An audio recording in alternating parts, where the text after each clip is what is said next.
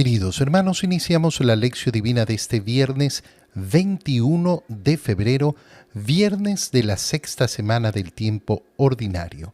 Por la señal de la Santa Cruz de nuestros enemigos, líbranos, Señor Dios nuestro, en el nombre del Padre, y del Hijo, y del Espíritu Santo. Amén.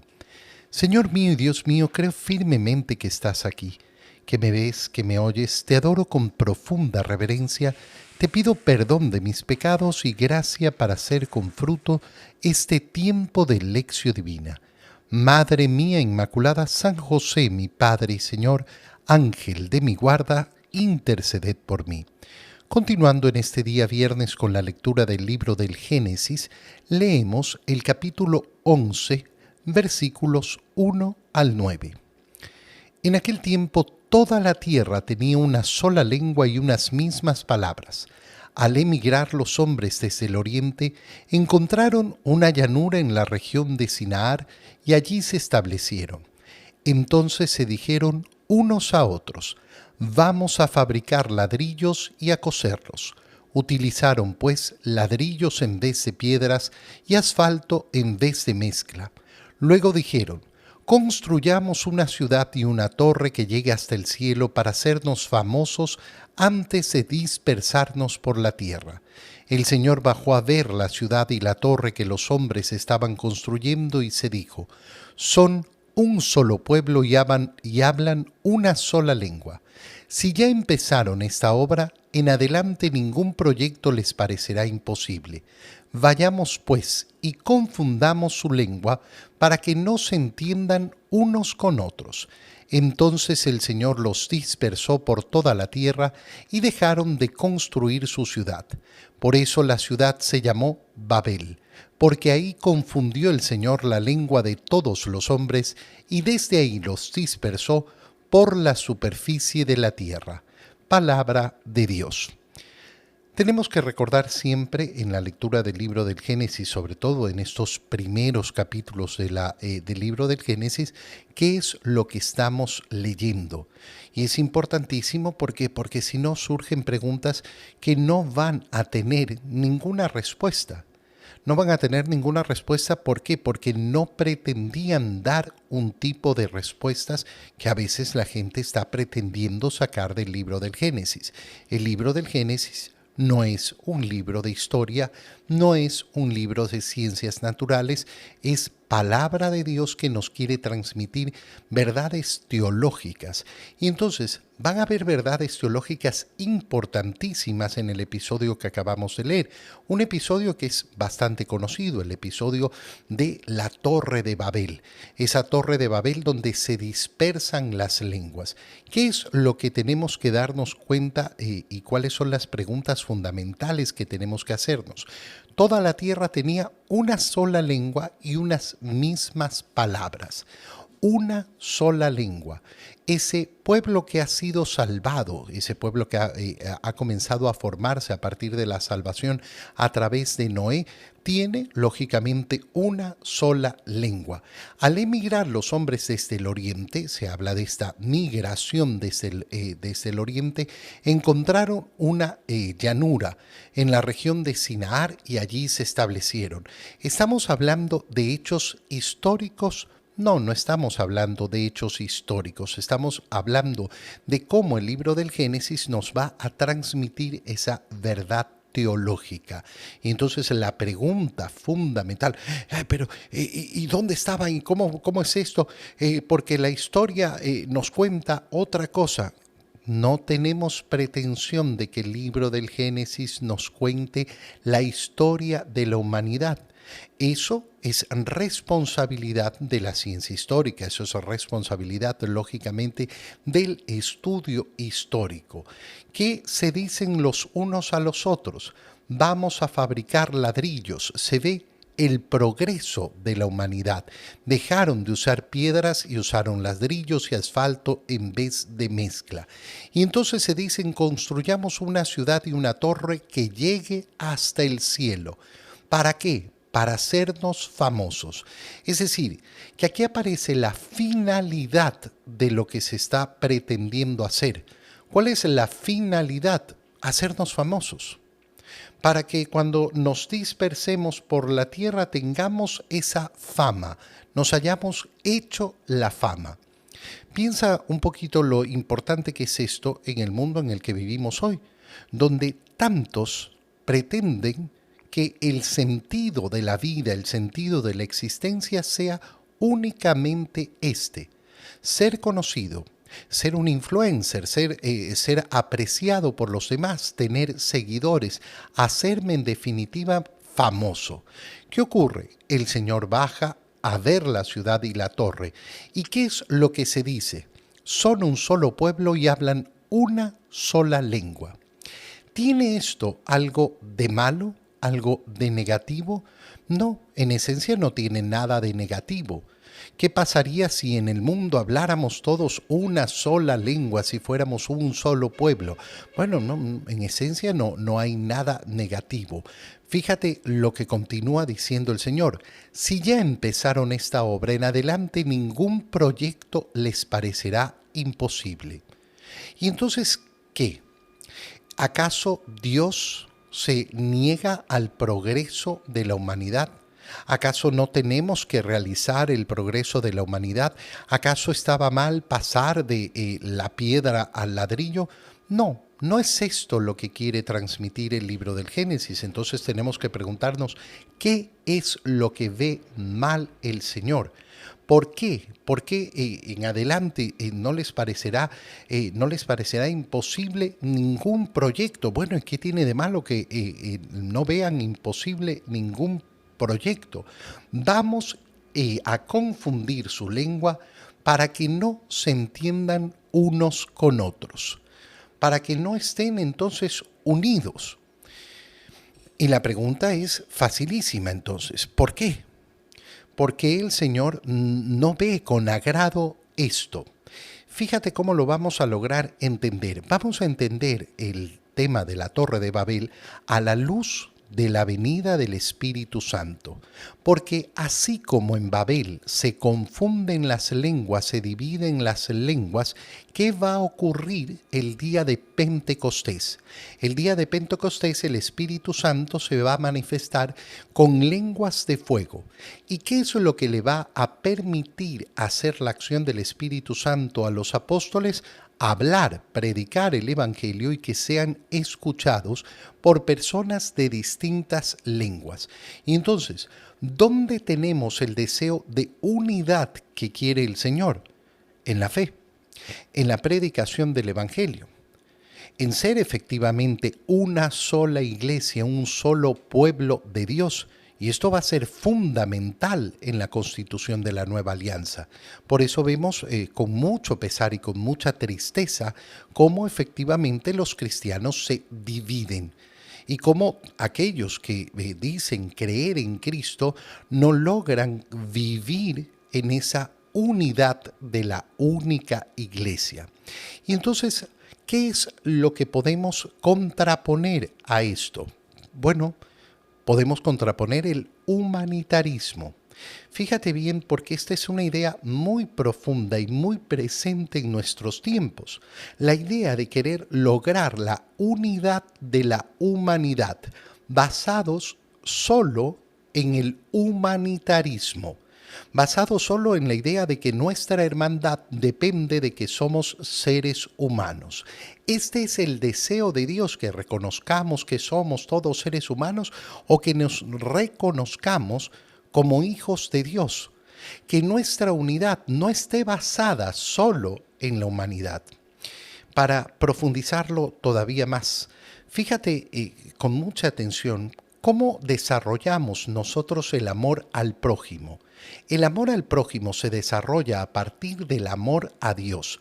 ¿Por qué amo yo al prójimo? Porque amando al prójimo es como amo a Dios. Pero entonces el punto de origen, la fuente de ese amor al prójimo, ¿cuál es? Mi amor a Dios. Pero en cambio puedo tener un humanitarismo que surge solo del deseo del bienestar humano. Pero ¿y qué tiene de malo? No, de malo no tiene nada, excepto, lógicamente, el no ser capaces de reconocernos como criaturas de Dios, es decir, que Dios no se vuelve el origen. Para explicarlo todavía mejor, tú puedes tener una serie de acciones, de labores sociales, de grandes fundaciones, de grandes iniciativas que se mueven solo a nivel de humanitarismo. Y no son pocos los que incluso dentro de la iglesia pretenden que esa fuerza, ese movimiento sea lo que haga la iglesia. Y pretenden que la iglesia se convierta entonces en una gran ONG mundial. Bueno, no, nosotros no somos una gran ONG mundial. Somos los hijos de Dios, somos el pueblo de Dios, que amamos a Dios y rendimos el culto justo y necesario a Dios. Y a partir de eso surge el deseo de nuestro amor a los hermanos y de querer el bienestar para nuestros hermanos. Pero si no tenemos esa fuente, nos quedamos entonces con un humanitarismo vacío, con un humanitarismo que puede sacar a Dios completamente del mundo. Y entonces tú puedes tener una persona que hace una gran labor social, pero que no cree en Dios, que no pretende tener a Dios ni en el mundo. Y por eso escuchamos, ¿no?, la importancia de que los estados sean laicos. Y claro que tienen que ser laicos, pero no laicistas. ¿Cuál es la diferencia? Laicos, que en un estado van a vivir personas de diferentes religiones, muy bien, y que tendrán la libertad cada uno de elegir lo que cree, maravilloso, pero no contrario a la fe, no aquel que rechaza la fe, y mucho peor aquel que rechaza el orden natural. Y nosotros eso es lo que vemos. Y entonces tenemos grandes organizaciones que se esconden detrás de un supuesto humanitarismo, pero cuya base está en contra de la naturaleza humana. Y estar en contra de la naturaleza humana, ¿qué es? La perversión. La perversión que causó el diluvio. La perversión que ha sido consecuencia del pecado. La perversión que no acepta al Creador, que no acepta a Dios. Dios entonces dispersa por toda la tierra a esos que había dividido en su lengua y dejaron de construir la ciudad. Y se llamó Babel porque ahí confundió el Señor la lengua de todos los hombres. Y se dispersaron por toda la tierra. Es decir, crea esa dispersión ¿para qué? Para que logremos en el Espíritu Santo la verdadera unión que quiere el Señor entre nosotros. En el Evangelio, leemos el Evangelio de San Marcos, capítulo 8, versículo 34 hasta el capítulo 9, versículo 1.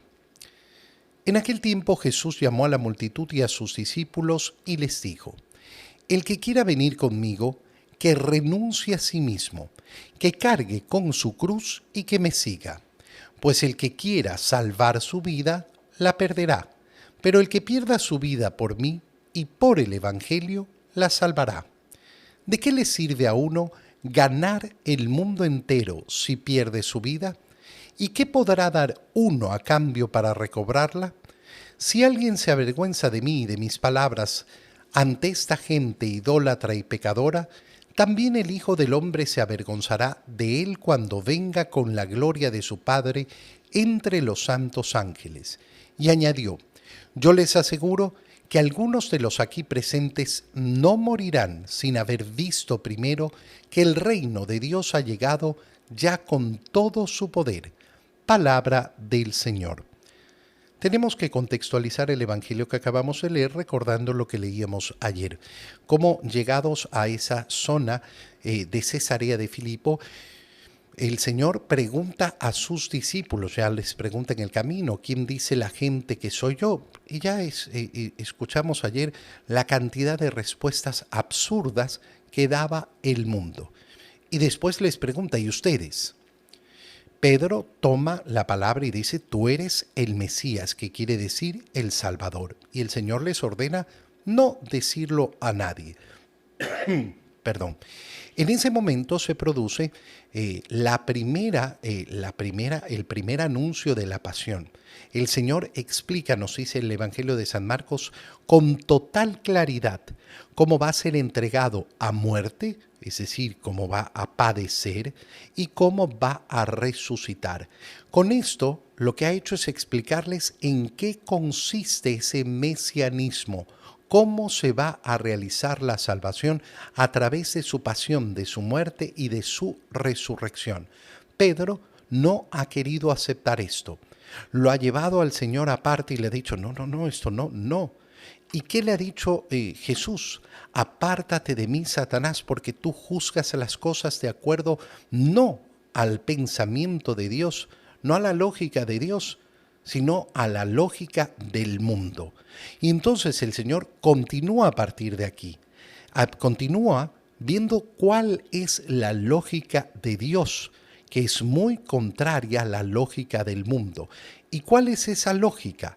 Le dice a sus discípulos, el que quiera venir conmigo, el que quiera, qué bonito, ¿no? La invitación, ¿por qué? Porque el Evangelio siempre es invitación. El que quiera venir conmigo, ninguno está obligado. El que tome la decisión de aceptar esta invitación, ¿qué tiene que hacer? Renunciar a sí mismo. ¿Qué es lo que no ha hecho Pedro? No ha renunciado a su opinión. No, es que a mí me parece que lo que estás diciendo es una locura. ¿Cómo que vas a morir? ¿Cómo que vas a ser entregado? No puede ser realizado así el mesianismo. No estoy de acuerdo. Tienes que renunciar a ti mismo. Tienes que dejar tu opinión de lado. Tienes que dejar tu modo de pensar de acuerdo a los criterios del mundo. Tienes que dejar de ponerte a ti mismo en primer lugar. Primera condición para seguir al Señor. Aceptar entonces la palabra del Señor. Eso significa renunciar a sí mismo. Cargar con la cruz, es decir, esto no es sencillo, y seguirme. Esto parece que fuera casi lo mismo, el que quiere venir conmigo, que me siga. No, pero es que la palabra seguir significa ponerse detrás. Ponerse detrás, por eso ayer decíamos que esa traducción apártate de mí es más profunda cuando la decimos detrás de mí. Para poder seguir al Señor no me puedo poner por delante del Señor, no puedo pretender ir yo en la cabeza.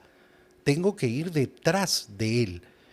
Renunciar a mí mismo, renunciar a mis opiniones, a mis caprichos, a mis deseos, a mi egocentrismo, a mi soberbia.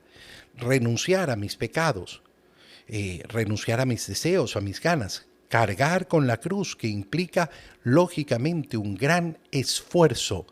El cristianismo no es fácil. Y en tercer lugar, seguirlo. Eso significa que me pongo detrás del Señor. ¿Y por qué? Porque el que quiera salvar su vida, la perderá. ¿De qué vida está hablando el Señor? ¿Acaso aquel que sigue al Señor no va a tener que pasar por la muerte? Sí, por supuesto, pero la vida no termina con la muerte. La vida de la cual está hablando el Señor es de esa vida eterna, la vida que es verdadera. El que quiera salvar su vida la perderá, pero el que la pierda por mí y por el Evangelio la salvará. Aquel que quiere simplemente tener seguridades en este mundo. Y esto es lo que va a reforzar el Señor. ¿De qué le sirve a uno ganar el mundo entero si pierde la vida? Ganar el mundo entero, ¿qué significa? Tener paz y tranquilidad en este mundo, tener seguridades en este mundo, tener bienes en este mundo, tener salud en este mundo. El que quiera ganar el mundo entero, bueno, dedíquese a ganar el mundo. Pero ¿qué va a perder? Va a perder la vida. Y la vida no la va a poder cambiar con nada, no va a poder ofrecer nada para recuperarla. Y entonces dice el Señor, si alguien se avergüenza de mí y de mis palabras ante esta gente idólatra y pecadora, bueno, entonces yo también me voy a avergonzar de él cuando venga con la gloria de mi Padre entre los santos ángeles. Qué bonito es como el Señor lo que dice, oye, si tienen vergüenza de dar testimonio de mí, bueno, entonces yo no voy a dar testimonio de ustedes ante el Padre. Cuando llegue el momento de la gloria, cuando venga el momento de la recompensa. ¿Y cómo sabemos que esto va a ser así? Y les dice, bueno, yo les aseguro que algunos de los aquí presentes, y eso lo vamos a ver más adelante en el Evangelio y cómo continúa, no morirán sin haber visto primero que el reino de Dios ha llegado. Y esto va a ocurrir, lo vamos a ver en la escena del Tabor, cuando el Señor se transfigure delante de, de algunos de esos apóstoles que están con Él. Te doy gracias, Dios mío, por los buenos propósitos, afectos e inspiraciones que me has comunicado en este tiempo de lección divina. Te pido ayuda para ponerlos por obra. Madre mía Inmaculada, San José, mi Padre y Señor, Ángel de mi guarda, interceded por mí. María, Madre de la Iglesia, ruega por nosotros. Queridos hermanos, que el Señor los bendiga y los cuide en el nombre del Padre, y del Hijo, y del Espíritu Santo. Amén. Un muy feliz día para todos y un feliz fin de semana.